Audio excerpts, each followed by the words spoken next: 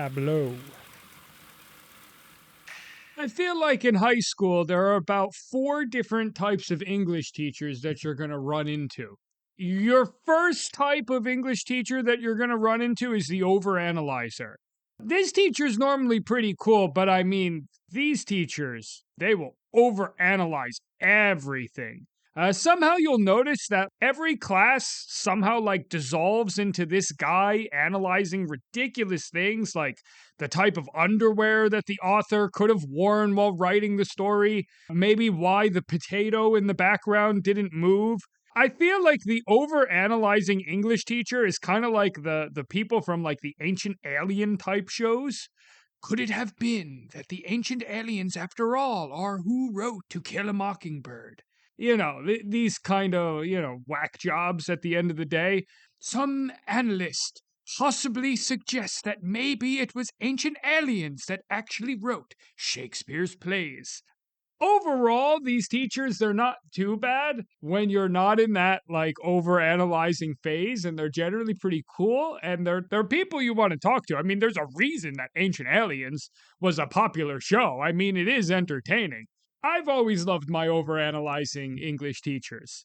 Your second type of English teacher is the social justice warrior. This teacher is pretty eccentric, generally pretty cool, unless they feel like you're not totally aligned with their values. You'll notice in this class that every bit of reading or writing that you have to do is for some like marginalized cause or group, which is all right, but a little diversity every now and then would be nice. I mean, not every story needs to be about, slavery or the oppression of other people. You'll need to be very, very careful in this class, as you never quite know what's going to make this teacher explode. I remember one time when I had a teacher like this, I said the word Eskimo in class, and oh my God, I will not make that mistake again. Apparently, that's a bad word.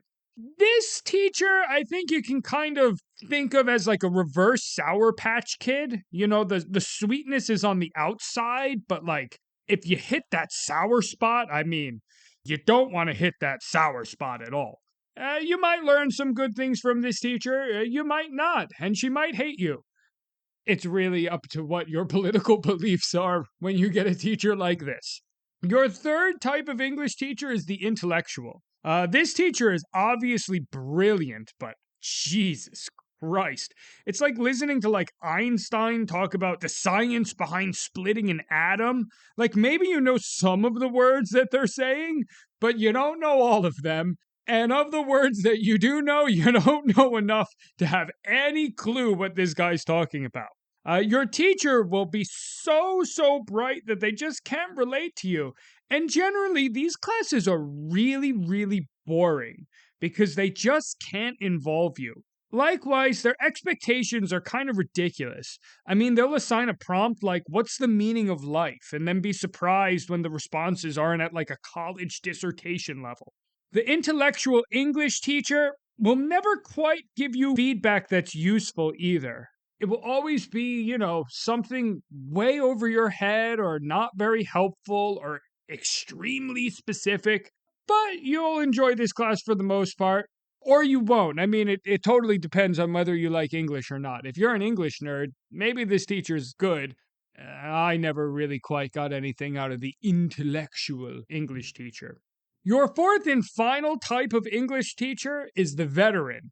And this is the best teacher you can get. This teacher has been teaching for 20 plus years and is planning to teach for another 35. This teacher is more wrinkly than the Queen of England, God rest her soul.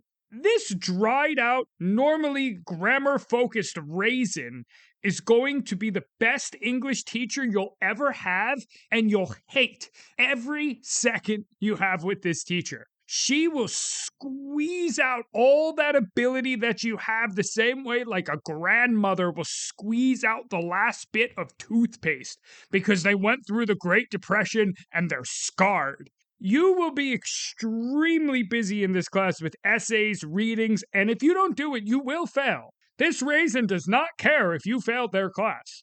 You will probably, at the end of this class, realize how fantastic this teacher was, And you will appreciate when you can look back on how much you've improved.